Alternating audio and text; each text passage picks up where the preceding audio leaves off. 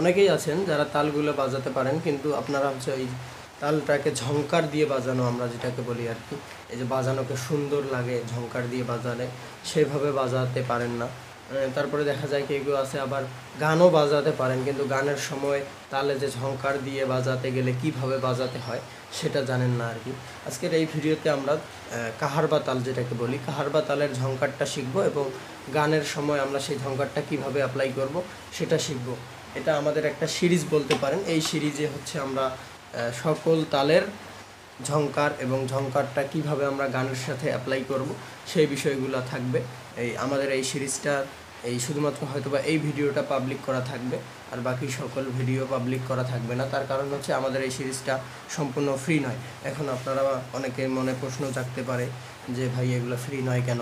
ভাই আসলে বিষয়টা কি, আমি যে এগুলাতে সময় ব্যয় করি আমারও সেখান থেকে কিছু প্রাপ্য অবশ্যই আছে।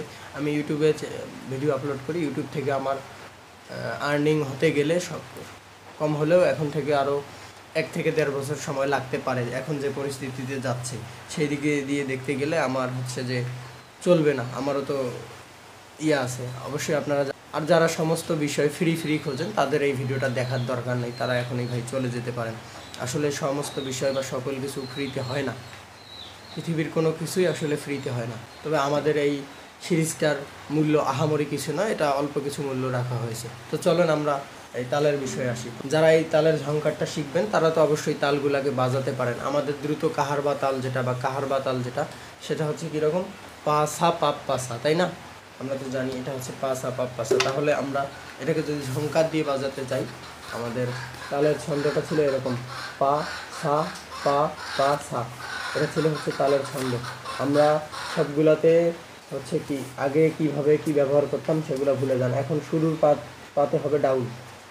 এখন এই দেখেন এখানে 3 টোকার একটা ব্যবহার হয়েছে, 3 টোকা। আচ্ছা, 3 টোকার বিষয়টা আমি বলি। এই যে 3 টোকার বিষয়টা কেমন, আগে আমরা শুধুমাত্র ডাউন দিতে যতটুকু সময় ব্যয় করেছি, যে ডাউন, এখন আমরা 3টা টোকা ব্যবহার করব, down up down up down, যে ডাউন আপ ডাউন। এই 3টা টোকা আমরা আগে শুধুমাত্র ডাউন দিতে যতটুকু সময় ব্যয় করেছি ওইটুক সময়ের মধ্যেই 3টা টোকা দেবো। অর্থাৎ কি সময়টা একই যাচ্ছে, তার মানে টোকাটা হচ্ছে আমাদের down down down up down, 3টা টোকা যাচ্ছে দেখেন, down up down down up down down up down down up down. আপনারা হচ্ছে এই টোকাটাকে 3 টোকাটাকে প্রথমে প্র্যাকটিস করে হাতে নিয়ে আসবেন এরকম, down up down down up down down up down down up down down up down down up down down up down down up down down up down down up down down up down down up down down up down down up down, এরকম করে হাতে নিয়ে আসবেন।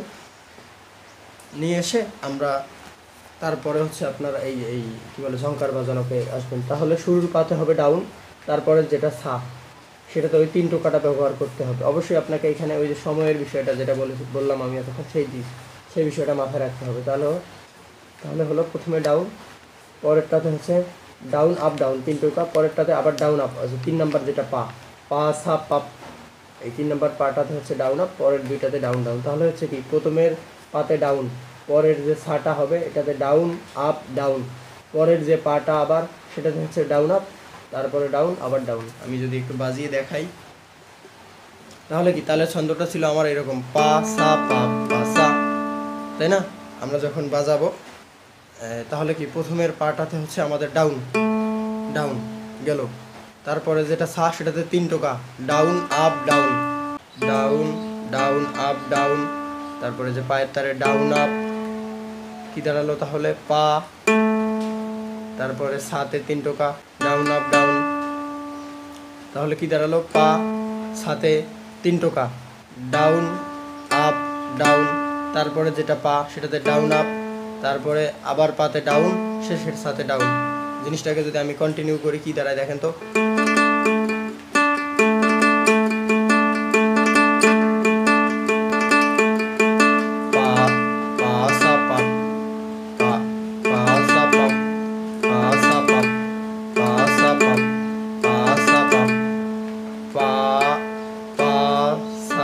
Down up down, তারপরে পাপ down up, পা সা পাপ পা সা পাপ পা সা পাপ পা সা পা সা পাপ পা সা পা সা পাপ পা সা পা সা পাপ পা সা পা সা পাপ পা সা পা সা পাপ পা সা পা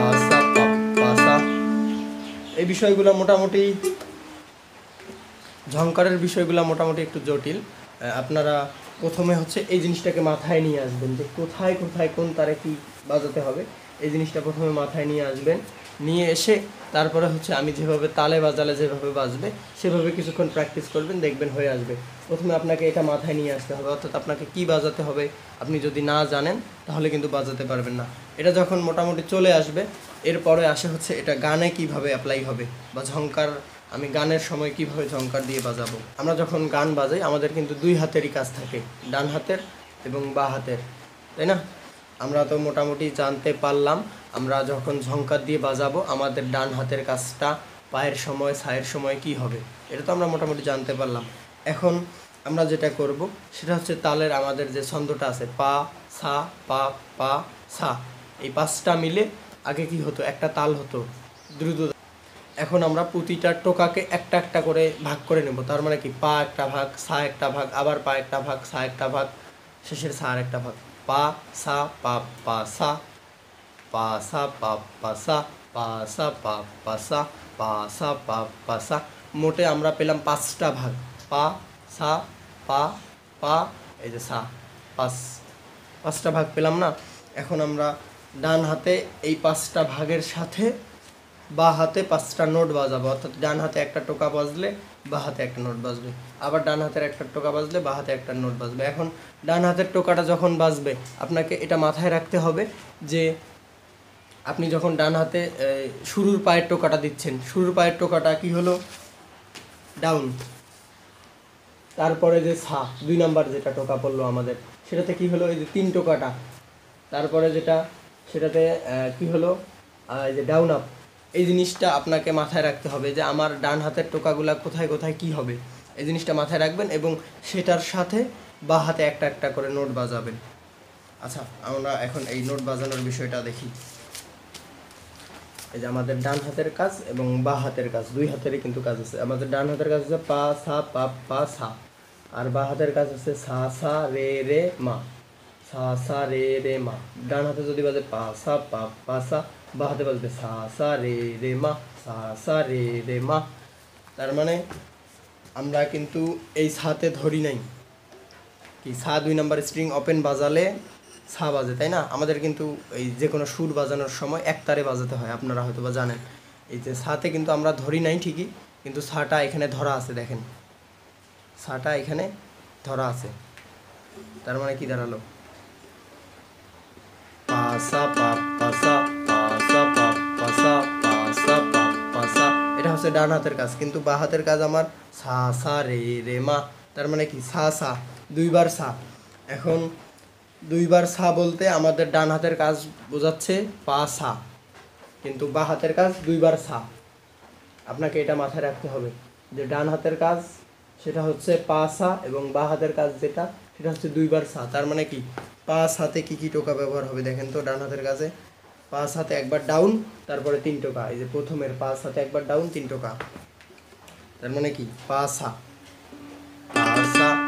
ডাউন ডাউন তিন টোকা, ডাউন ডাউন তারপর তিন টোকা, পা সা তার মানে কি ডান সা রে রে মা, সা রে রে মা। বাঁ হাতে বাজতেছে পা সা পা পা সা, সা রে রে মা, সা রে রে মা, সা রে রে মা।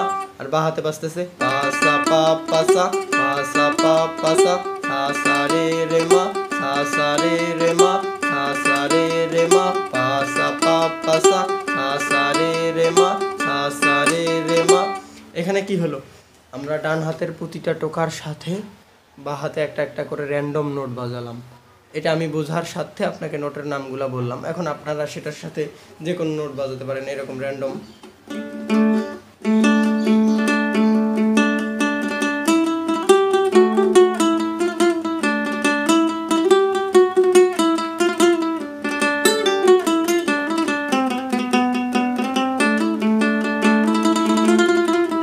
এরকম এটা কি শুনতে অনেকটা গানের মতো লাগে না?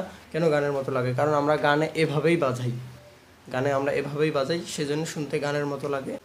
তো যারা আমাদের সিরিজটাতে জয়েন হবেন এই স্ক্রিনে দেওয়া নাম্বারে যোগাযোগ করলে সিরিজে জয়েন হতে পারবেন। ভালো থাকবেন সবাই, দেখা হবে পরবর্তী কোনো ভিডিওতে।